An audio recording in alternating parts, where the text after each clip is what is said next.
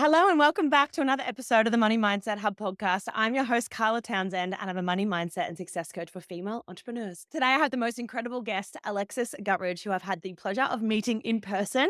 So, Alexis is a seasoned entrepreneur with 15 years of experience in the competitive US restaurant industry, which I can't wait to dive into a little bit more too. But after building and selling a multi-million-dollar business, she embarked on a global journey of self-discovery and found herself out here in Oz. So now she helps creative business owners get booked, sell out, and keep their freedom. So Alexis empowers women to step out of their comfort zones, challenge the status quo, and unlock their limitless potential. Her honesty and determination inspires others to create their own powerful narratives and unlock more from your creative business. And not to mention, while we missed, was you're also the host of a brand new podcast called Determined as Fuck, which is incredible. Welcome, Alexis. And it is Oh, so good to see you again. it's so good to see you. And it's really nice to be on kind of the other side of the mic for once. I've been recording so hard the last few months. I'm like, oh, I get to be a guest. This is so exciting. So thank you for having me. And this is everything in your world. The theme of money is very close and near and dear to my heart. So I'm actually really pumped to just have this talk. Yeah, I can't wait to get into this too. And do you know what I was also excited about though? When you did the money quiz and I saw that you and I are both accumulators. And Mm. so, for everyone who doesn't know what I'm talking about, I do have a money archetypes quiz. So go to moneymindset.hub.com/quiz. The link's all in the show notes. But there are 8 different money archetypes, which is essentially your money personality. So when I saw that, because obviously I've been following you now since we met in person and had that beautiful dinner, I was like, oh, she speaks my language. So as Mm. soon as I saw that you are also an accumulator, I thought, of course you are. Of course you are. And the accumulator is like the inner banker. So I know that we have a lot in common when it comes to that. But I also know that working on your money mindset was such a game changing thing for you in your business. So can we dive into that? Because I know that at some point, I think every single business owner gets to the point where they realize, oh, it's actually the money work that I need to focus on. It's my relationship with money I need to focus on. That's why I keep blocking myself. Yeah. Yeah. Yeah. No, I say often to my clients, what you put out is what you get. And often what we're putting out in life, and this goes for anything, it doesn't really align with what we want. And I think this is very true on the topic of money. So many entrepreneurs will, I want more, I want this amount of money, but they're not putting that out into the world because they have so much doubt, so much disconnection from what they actually want. There's this massive gap. And I had it too on a lot of levels. And I would say I've had it my entire entrepreneurial journey up until now. I think there's always been a disconnect. I was never one to really celebrate my wins. That was a massive one for me. I just kind of always push, push, push. And I always looked at the big money wins as like, I'm never going to have that. I never said it out loud, even though I was having success. It just seemed like certain goals were not attainable for me. And that's what I really felt internally when I started doing the work over the last probably really, really hard work around money mindset over the last year, but probably the last 2 years I started. I found that there was a lot of things I was saying to myself that I was pretty shocked and almost embarrassed to admit. And one of the Mm. really big ones came out during a hypnotherapy session. And I'm happy to share if you guys want who I work with because I adore her and I think she's amazing. And it's not that woo woo shit that I thought it was. Took a bit of convincing. But one of the first things that came up in one of my first sessions was that in this day and age of social media and our faces being plastered everywhere and you being your brand, I had this story in my head that only the pretty people make money. And Mm. even as I say that right now, it's slightly embarrassing as a 44-year-old woman to say that out loud because you're like, what? Like, I mean, we could rip that apart a million ways to one. But that was what I had in my head. And so when I looked through my social media feed at who I was looking and who I was kind of feeding information from, they were these very textbook beautiful women. And there's nothing wrong with being beautiful. And they deserve all the wins in the world. But I had correlated that because I don't look like them, because I don't act like them, I will never have what they have. Interesting. And thank you for sharing because that's such a vulnerable share. But that is not uncommon. Yeah. We don't look a certain way, we don't speak a certain way, we don't have certain things. Like we have to change things about ourselves and our image in order to be accepted, in order to be liked, in order to be able to charge or do or receive whatever it is that and think that that's what we need to do. It's like we've Yeah. created these rules in a way. So Yeah. somewhere along the line, you had these rules that you had to look a certain way, be a certain way in order to receive. But what Yeah. a beautiful unlock for you to get to actually crack that wide open and not only understand that, well, no, actually, I get to create my own rules, but this beautiful self acceptance that would have come with that. Yeah, it was like I said, it was embarrassing. I remember during the session saying it out loud and being like, "Oh, I just said that out loud." Like it was like, ouch, like but it felt really good and I unfollowed some people, but I also stayed with some people. I also owned up to it to some people. There are people that you and I have worked with and I put them on this different pedestal, not around their work, but around their looks. And having honest conversations about that was really therapeutic for me. And now I don't see it that way anymore. But I am very, very particular about who I follow on socials because I realize the impact it was having on me. I follow a few women that are significantly older than me because I love their energy and they're actually more like me in a lot of ways. So it was something I really had to look at. But since having even that one session with my hypnotherapist and really leaning into a lot of uncomfortable things around my mindset, and we can talk about the family side of things because that's a whole other can of worms. My whole world has changed since I changed my money mindset. Like to put it as black and white as possible because there is no other way to say it. Since I started working on my money mindset, my revenue has doubled. I'm not Like surprised. And in the most simple, like, "Oh, of course" way, because it's not me and the work I deliver, that's solid, I'm confident in the work I do.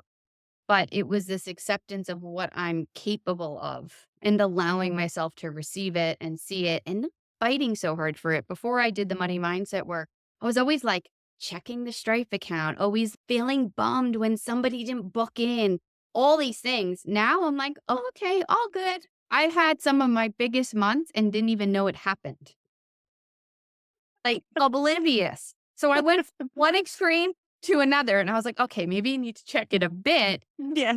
Really interesting because I called up my husband, and I, like, told him the number, and he was like and he, of course, is like, "Yeah, not surprised." He's never surprised. And me, I was like, "Bah, bah, like, I couldn't speak.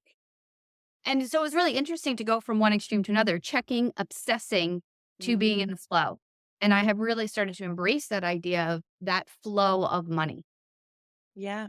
Well, it goes that 10 layers deep, right? yeah. Like it's not just consciously what we're thinking. And you were saying that obsessive piece. Mm, I've felt that for yeah. sure. And I feel like there's just strong tendencies that each of us have around it. But I think that obsessiveness too, that shows up when we have this such control and we want to control it all.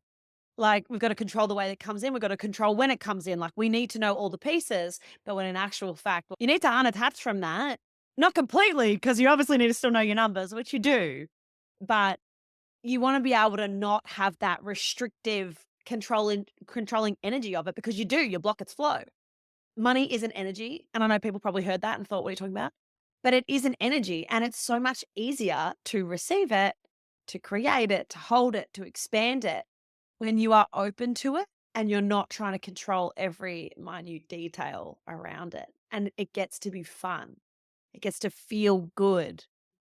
But I think that obviously happened for you when you began to unlock what was actually going on under the surface, which you weren't consciously aware of until it blurted out your mouth and you're like, "What?"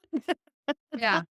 Yeah. And I think, when I first started doing the work, I think anytime we do work, it's very rare that right out of the gate we get super deep into it. I mean, for some of us that are ready, that have done this work for years, it can go deep, but it can also just start with very on the surface, can make, massive changes. People might think a mindset like that, like, oh, the pretty people make money. Okay. It's like not a big deal, but that can be massive for somebody like me. That could be a game changer. And in fact, it was. So, I think it's really important to recognize that this awareness can be very small. It can seem minuscule in the grand scheme of things, but it can literally be transformative for you as a woman in your confidence, but also for your bottom line.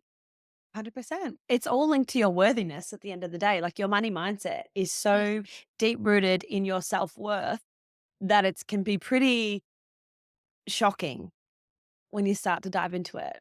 Yeah, and I really love what you were talking about with flow because that was also one of the really big things that, as my business started to grow and make more money, I was still holding on really tightly to my wins. And it was really funny because as I started to invest back in more, as I hired a more permanent VA, and as I then hired a producer for my podcast I was about to launch, and all these things, when I would check the bank account, it wasn't dropping. But yet I was investing more money than ever. And it was that natural flow. And I have to also preface this, like, I have a really big extremes with my business experience. So my first business, you know, 7 figures, investors, boards, 29 years old. So that was all I knew.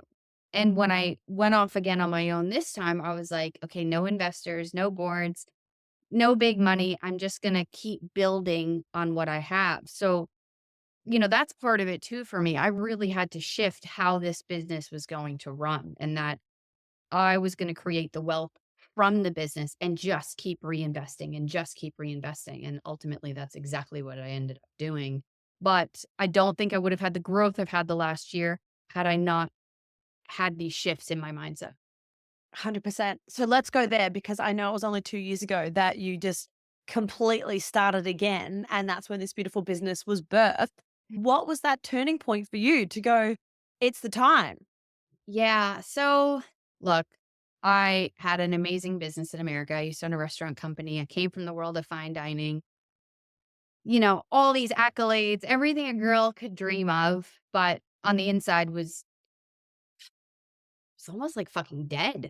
Like I just was like spread so thin and everything was happening. Everything you could want, the GQ magazine, the Food and Wine magazine. And I was like, yep, just keep going, keep going. And so I dealt with the stress and the burnout by alcohol, sex, and so I literally just burnt out. So when I sold that company, and walked away from everything I had known and worked so hard for and sacrificed, I was kind of a shell of a human, to be totally honest. I didn't know what life looked like because my whole identity was that business. And I didn't think I would ever find anything I was as good at again. I am still really good in the restaurant game, but the restaurant game isn't good for me. Do you think So, that's shifted now though because you've had such big internal shifts and your identity is not so wrapped up in that anymore? I mean, I wouldn't if another restaurant company, like I've worked for like the Rock Pool Group, I've done work for them. If a big company came to me tomorrow and said they want me to consult, I'd probably say no. Right. It's just the energy in the industry. It brings out a side of me that I don't like. That side of Alexis is ruthless, like very demanding, and like you can't stop her. Like she's a locomotive train. And that's why people invested in me and they were right to. But what I do now, I know how to balance her. It's almost like the restaurant world for me is somewhat poisonous for me personally. So Mhm. having that space is just better off for me. And I adore the women I get to work with now. So yeah, I spent years kind of finding myself again. I have an extremely supportive husband who I met soon after I sold my company. And I did consulting in the restaurant game and it's hard to get out of something that pays you really well and, gives you lots of perks and freedoms but he could see it all over my face every time I got offered like an amazing consulting gig, and I'd just be like, "I don't wanna do this." Yeah, and it's kind of where the birth of my podcast came from. It's like, I'm one determined motherfucker, and so even though I sold this business, didn't wanna stay in restaurants, I knew that there was something else out there for me, and I just didn't know what. And then I'd always been mentoring people in the restaurant game. I was pretty young when I got into it, had a lot of success young. So the mentoring side of things isn't new to me. The business side isn't new to me. It took years of kind of cleaning up my act, understanding what it meant to live a healthy and balanced life, understanding what priorities are, understanding what it's like to be in a marriage. And yeah, I just allowed myself to go on that ride of life. And I just kept dipping my toe in anything and everything that interests me, any projects. And ultimately, when I started helping a few businesses, and I was kind of helping businesses even before I moved to Melbourne, I was in Sydney, and it was just kind of like behind the scenes stuff. And it just kept building from there. And then one day was like, I don't know. I just jumped. I think I even remember the day I went on Instagram and it's like, I'm only going to mentor women in business now. And that's that. Okay. Thank you. Bye. See you later. And like I was selling programs before I had finished them. Like it was just like, it was about me, I think, finding myself again, finding the confidence in business again, because when you sell a company, you do find this level of doubt that creeps in, even though it takes just as much courage to build it as it does to sell it and make a profit from it. But I had to kind of find that woman again and find her in the most graceful, balanced way. Because I think if I had jumped into this, 2 years after I sold the company, I'd still be that crazy bitch of a restaurateur. So Yeah. I'm a much more balanced, but like my clients say, like I am no bullshit. I am like the first one to be like, I call bullshit during a call with them. I am a straight shooter, Yeah. I but got that vibe from you. So when we met, oh my God, it was like 6 months ago now, 5, 6 months afterward. ago now. And we all got together and had that dinner in Melbourne. Like I could sense it straight away. And I was like, you're definitely my kind of person. We need to have more of a conversation Yeah. because I love being a straight shooter. I love people who are straight shooters Mhm. because there's just no point beating around the bush. And we're not here to please people. And you're always going to say things in a respectful way. But I just think when what you see is what you get, that is genuine. Yeah. And there is such a magnetic energy when people are just bloody genuine Yeah. and you feel it and you sense it. And, you know, everyone at that table was just like, oh, we get it. Yeah, we know why we're here. Because that's the thing as well. And I know, yeah, you and I have mentors and things in common, but also that being around women who are just doing big things and then normalizing big things, like that's a game changer in itself, isn't it? Yeah, yes, and I'll be honest, it was actually one of the biggest things I missed when I moved to Australia. So, I grew up in New York and Boston, and when I built my company in Boston, I was surrounded by women that were really successful, very, very similar in mindset to me everywhere I looked. And then I moved here and I struggled to find that. It took me years, actually. It's only probably been in the last year or 2 that I'm starting to kind of find my women and find my tribe. And I would talk often with my best friend back home who owns her own business. And I would always say that that was something I really missed was those deep talks about dreams, aspirations, about bottom line, about revenue. Like, it's not just a talk that the boys have in the locker room. It's a talk that all the women have as well, many women. And it's becoming more normalized, but we're still not quite there yet, but we're getting there. We're definitely getting. It's still definitely like this big taboo thing. And I think just success in general, it brings up a lot of people's shadows and it brings up a lot of what people actually want, but they're not ready to accept that part of them yet.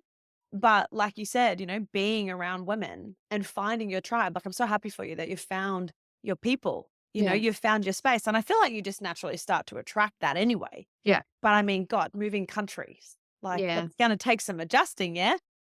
But now Right. you're doing that. Who knows what's next? And who knows where that's going to take you and the incredible people that you're going to meet on your journey. But I feel like also when you accept nothing less, Mm. that is your normal, that is your standard. Yeah, and I'll be really honest, look, I have a very small circle, very small still to this day, and I think I always will. And I will say this, it's some people might see it as a ballsy statement, but it's, in my opinion, the truth. The higher up the ladder you go, the lonelier it gets. I Because couldn't there's agree only more. so many people that can relate to you. Yeah. There's only so many people that are as driven as you. There are only so many people that look at the world and see, yep, I can do that. Yep, I can do that. Yeah. Oh, that's going to be really hard, but I'm going to go for it. Like I believe with all my heart that anything is possible. Like I know physically for some people, there are certain things. I interviewed this one on my podcast, The Wingless Warrior. She has no arms. She's like, yes, I believe anything's possible. But if you put a coin in my back pocket, I can't get it out for you. Yeah. Okay. Fair enough. Okay. Fair enough. And I will never forget that example as long as I live. But when we talk about building wealth, success, you don't need to have wealth to build wealth. You don't have to have success to build success. Everything I have done is from the ground up. I came from a, pretty basic middle class family. They weren't like, here you go. Here's $1.5 million at 29 years old. Go build your dream. In fact, they told me I was effing nuts. Yeah. Let's go there. So with your family and things like that, like let's go back into what was your upbringing like that led you, I mean, to get into the restaurant game to begin with? Yeah. So my family was somewhat a basic, normal, I'll do air quotes, family. I did grow up in a divorce family, which has had a massive impact on me. Part of the reason I chose not to have children. But I think overall they did their best. I think that a lot of things that our parents do, it's all generational, right? And culturally too, depending on what type of culture you're brought in within your family is how you believe in money and wealth and success. My family is highly educated. Like I'm the lowest on the educated totem pole and I have a bachelor's from a university.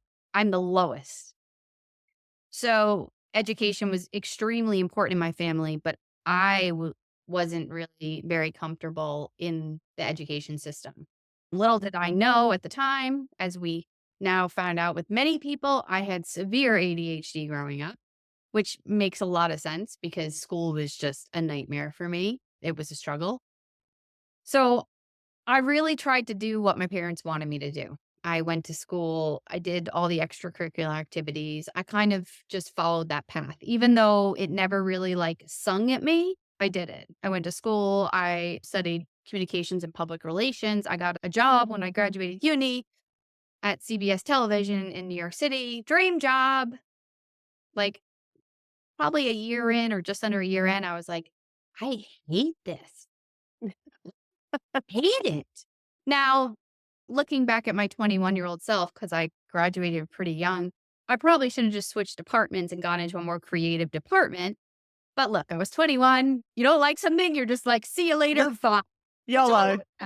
So that's actually how the restaurant game birthed. I think my family thought I was crazy. They're like, why is she leaving this ideal corporate job? I was just unhappy. And it's funny, it's the little things, like, they didn't like how I dressed. I wasn't corporate enough for them. You need to dress up more, you need to look a certain way, and I was like, "Why?" Like, I was doing a great job, like, I knew I was doing well, but because I didn't fit their box, Mm. like, even back then, I remember being 21, I'm 44 now, and I loved wearing jeans and suit jackets. Like, still, I love wearing jeans and suit jackets, but they didn't like that. You needed to wear a suit. You needed to Mm. wear heels. And so I left, had no idea what I was gonna do. No idea. Like, was like, now what?" Like, I have no money. Like, and a friend of mine was opening up a restaurant outside of Manhattan in, like, this kind of regional area, kind of like a Ballarat or a Dandenong Ranges, a place people go outside of the city, for a holiday. And he's like, "Do you wanna come help us for the busy season?" And I was like, "I don't know anything." Like, literally, I don't know anything. Like, I know how to eat. I Yeah. was And I started helping, and it was like love at first sight. It was Oh. something about the choreography, the dancing, the how everything, if it flows just right, can be the most beautiful service and most beautiful experience. If it doesn't flow just right, can be horribly effed up. And that's when people get very unhappy with you. But yeah, I love the movement. I love the dynamic of it. I loved everything about it. And that one job of helping a friend out one summer just catapulted my entire career in the next like 15 years of just chasing these like ridiculous fine dining jobs. And yeah, I just kept kind of going for the next big job and never So stopped. fun though. Yeah. Like, what Oh, a journey. Mm, yeah. Wow. And then now here we are. Yeah, and now we're here. And now I have nothing to do with restaurants, and I don't even go out much anymore. I'm like, "Let's have a barbecue." It's funny, I still do love the occasional going out, getting dressed up, but not nearly as much as I used to. Man, if I psh, the amount of money I spent in my 20s eating and drinking out, 20s and the start of my 30s, I'd be pretty high up there in the financial area. It was ridiculous, but I had fun. I have 0 regrets in life. So, I but mean, it's what's the funny. point on the regret, right? Because you can't Yeah, change it. It's just like, no. move on, play on. Yeah, now life is different for me. I would do anything to just sit outside or sit by the beach, like, and have a glass of wine with my husband and hang out with my dogs. Like, yeah, I'm happy to go to a pub. Like, I love going to pubs. I love talking to people. I love meeting people. My priorities in life have changed, which is so interesting because when I was younger, speaking about money, I used to spend like crazy. Yeah. Like, my business ran really well. I didn't F around with my business ever, never have.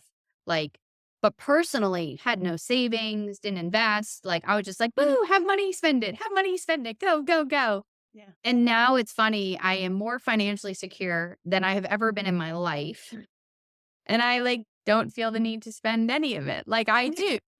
Like, and I probably buy better quality things, higher quality experiences. But yeah, it's so funny how our relationship with money, if we allow it to grow and evolve, how amazing it is to kind of witness the journey. And to see what you actually really value. And it Mm, changes, like you said, it changes with age. It changes as I suppose your life just develops and evolves and yeah. you change. Honestly, I feel like my money mindset work is just a form of personal development. It's something Mhm. that it doesn't matter how much money you earn, it's always got to be a part of the work that you do, regardless, because there'll always be an upper limit. And obviously, you're just the sort of person that's never going to stop. Like, no matter what, you're never going to stop. There's always going to be another thing. It's kind of like this feeling of there's never enough, but not in a bad sense. Mhm. I feel like it's good to always have like that one foot in just drive, like go for Yeah. it. What is it that you want? And then one foot just sits like fully in gratitude. I love what I've got. I'm really secure. I'm really free. I'm appreciative and I'll celebrate the wins now. However, I'm not going to stop because complacency just kills all ambition. So we're not going to go there. Yeah. What is a memory that you often relive in your mind and would love to go back and experience for just a moment? Really good question. Wow. Now, I told you I'd hit you with some. So it's a really interesting question for me, and it's probably going to throw a curveball for you is that so I don't have memory. What? So, Okay, well, obviously, I was drawn to this question for you for a reason. So let's go there. I have memory on some level, but so my ADHD was so severe at such a young age that part of it for me was that I had to work so hard. And I discovered this through rehab and working with psychologists that part of it, in order to function in the now, I had to be so high adrenaline in the now, I couldn't remember yesterday, the day before. And that's how I functioned. It was just like, okay, stay on top of today, can't remember tomorrow. So when I look back on my life, I have no childhood memories whatsoever. Some of that is trauma related. Some of it is just actually the ADHD not allowing me to remember because I'm just trying to remember right now today. When I started to see the shift was after I sold my company and I got on that plane to India and started traveling the world. I did my own little eat, pray, love. That's how I ended up in Australia.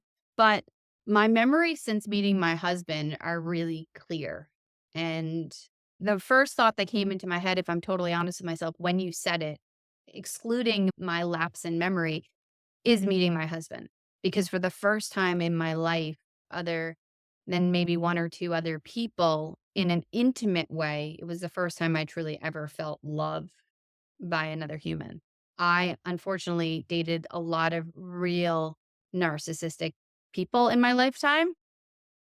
And I now understand why I was attracted to those type of people after doing, again, more work on myself this year. But my husband is the complete opposite of every type of person I ever dated, man or woman, in my life. I'll never forget the day he showed up in double denim, tattoos on his head, and I was like, "Yeah, check please. What?"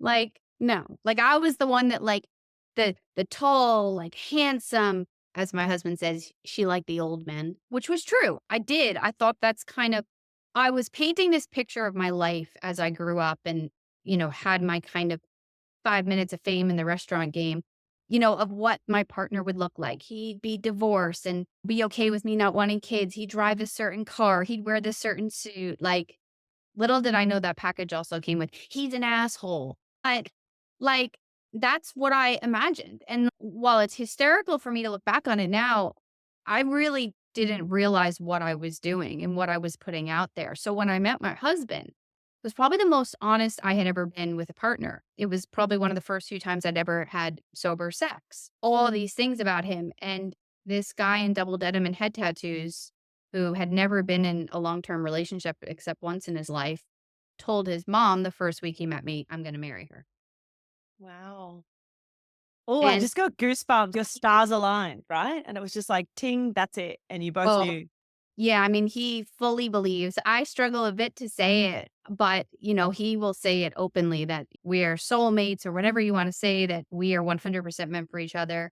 We've been together 8 years, and I can't really say there's been one really hard moment in our relationship. Constantly just aligns and works. Like, I mean, this is a perfect example, right? Like, my husband just stopped working and he's taking about, I don't even know what it's going to be. Let's say 16 months off. Yeah, You let's go there. I think this is really know? inspiring too for everyone listening. Like, this is Yeah. what you and your business and your drive and all of that, as well as him, obviously, you're a partner deal, but this is what it's got to. Yeah. So, yeah, tell us the But story, how this came about. so, staying with like this alignment and when you find that right thing, whether it's your partner or your business, I don't believe that it's meant to be this hard that some people say it is. Yes, you have to put in the grit and the work and you have to communicate well, relationships or business, all those things are important. But there is a flow that happens when it's the right thing for you. And my husband was 100% the right person for me. And another example of us just always having that flow is about 6 months ago, my husband came to me and he works a very hard job, long hours. And he said, "I'm tired." And pretty much what came out from that, "I'm tired," is that he's burnt out. And conversation and really, really honest talks. And one of the things he said to me, and God, I love him. He's like, "I watch what you do for women." And he goes, "I listen." And he's like, "I want to see what else is out there for me." And Oh, I I was love like, that. I was like, okay, like, well, first of all, you listen? Really? You do? Nervous. Well, because you don't know who's paying attention, right? You can only make impact by your own action. Mm, And I tell clients this all the time. You just have to do. And either people will get on board or they won't. And that's the yeah. reality. And so here's my husband in the background working his ass off, but also kind of taking it in. So about 6 months ago, he approached me. We always talked about doing a big trip around Oz. And he said, "Well, why are we waiting? Can we do it sooner?" And I was like, "Okay." And he's like, "Really? Like, it's that easy?" I was like, "Yep." Within those 6 months since he made that decision, that's pretty much right around the time my revenue, within a month of him making that decision, doubled. It started to double consistently every month.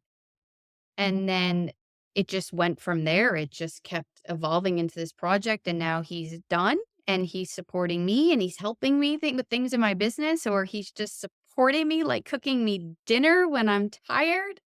And who knows what's in store for him? Honestly, like, it's really hard to figure out what's next when you're in the thick of it. Yeah. For Yeah. him to have this gift and opportunity to step back for over a year and just be with his family and take better care of himself, that is a gift. And while it's a gift I don't take lightly, I will also say it is something and everybody can do because we live within our means. We don't live beyond our means. So Mm, when this came up, the truth of the matter is between you, me, and all your listeners, yeah. we could have done this whether my business had doubled in revenue or not. That's the truth. Because I love making my money work for me. I love being smart about money. So we have investments. We own a home. We just have a lot going on in the background that I built up over time where it didn't matter. Now it's great because I'm like, oh, I don't need to touch any investments because we're just going to live off of my salary. Like, Yeah. great. And we're still going to make investments and our house is going to make us money and all these things. But yeah, I'm so proud of him for owning that, for owning being burnt out, but also for being willing to let me tap in. As a man, and him and I have talked about this, we know this isn't going to be easy for him. We know Mhm. it's going to be a bit of a struggle. It was a struggle for me when I met him and he let me kind of take a step back. I was very uncomfortable. I was like, no, I need my own money. This is no. This is not okay. Like, Yeah. and no matter what he said to me, it just it was really hard for me. So he says now, he's like, I feel like watching you go through it has now made me better prepared for me to go through it because now I actually understand everything you said all those years ago. I didn't get it, but now that the shoe is on the other foot, I'm like, oh. So Yeah. he's really putting up his hand and saying, like, if we're going to do this, I have to help you. I have to support you. So whether it's simply being the one to cook dinner or walk the dogs, or maybe it is you holding the iPhone and taking 17,000 pictures of me because the world we live in, will be it. Like, and he's proud to do that. And he is, I mean, that man believes in me probably more than I believe in myself. That's beautiful. Yeah. And you know what? I think every person deserves to find their person like that. And it's beautiful that, I mean, I got goosebumps when you're talking about it and that story and everything. And obviously, I definitely relate because our husbands work in the same industry. So I get it. I get the hours, I get the exhaustion and all of that. So seeing you do that for him and 100% understanding the taxing toll on him because see that, that's And the dream. I want to say something about it because when he first came to me, and I obviously my head went there right away, and I didn't know if it was going to work the way I had planned. You know, you can structure everything you want, but some things are out of your control on some level. And I thought to myself, do I want this pressure? I saw it as pressure. I was like, Mm. do I want to be the breadwinner of my family? Mm. Can I be the breadwinner of my family? Do I believe that I can be the breadwinner?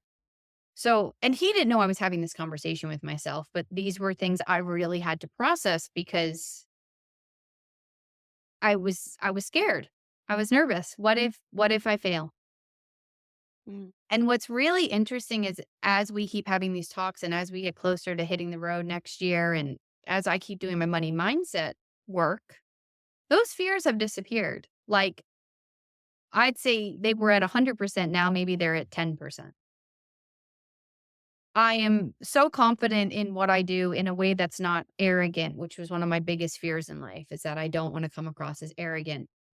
And it's why I don't allow myself to shine because I think if we shine, then maybe we're coming across as cocky. And I really struggled with that dynamic. And as I kind of find my peace and balance with that and real pride in what I do, I'm like, it's all good. Like if for some reason I have a dip, I'm good. Yeah. Like I've set up a life where either way, no matter how I go, I am secure, I am safe. And security is like talking of values, that is like up there with me. That is transparency and security are they're the top. Oh, 100%. Yeah, Yeah. 100%. I think that's so exciting. Where's the first place you're heading when you do hit the road? Oh, I don't. So we're not planning. Okay. It's very intentional because I can be very OCD and we think it's actually healthier for me if we just like let it go. But Jed, my husband, grew up in northern New South Wales in a little town called Foster Tuncurry. So we're going to head that way and hang out with all his mates and his family and the dogs and kind of make sure everything's working properly. And then we will go that way from Victoria. So yeah, we don't know. And the really cool part about this adventure and because of the business I have built, just like you, we can go anywhere, we can do everything. We're getting Starlink put on the caravan so I can do coaching calls from literally the middle of nowhere. Who knows? Like it could be a year, it could be longer. We are so open to anything. That's awesome. That's so exciting. Yeah. So, is there anything that you would like to say as a sort of a lasting remark for all the listeners? And also, there is a free resource that I'll link in the show notes as well. Unlock your creative wealth. Yeah. What else would you like to say to the listeners just before we wrap up this fire conversation, which I know is No, going to I motivate so many people to just be determined as fuck and go for it. So, yeah, I'll leave it with you. Oh, well, I could talk to you all day. I love talking about this stuff. Well, first of all, thank you for having me on. Thank you for sharing Unlock Your Creative Wealth. I think it's an amazing resource to just show creative business owners kind of those really tangible steps to start shifting and looking at their business differently. Because I would say that, one of the things I encounter the most in my business is women do not charge what they are worth. And it is Preach time it. for you to step into that place of authority and really own the impact or the creation you make. I am blown away by the creatives in my world, and I see some of their stuff, or I see a program or a service or a piece of art, and I am just like, how do you not see what I see? So it's a great place to start. You deserve everything that's coming to you. I would say, reflecting back on this podcast, look at the people that fill your cup and look at the people that drain you, because that's probably the biggest shift I made after selling my first seven-figure business. Was I really looked at the people in my life, and this is not easy. I Mm, know that. Trust me, I've made some hard decisions in life. But look at who fills your cup up and who drains you. Because in order for you to step into that next level of yourself, that best version, you need to be 100%. You need to be surrounded by people that are honest and transparent, but supportive.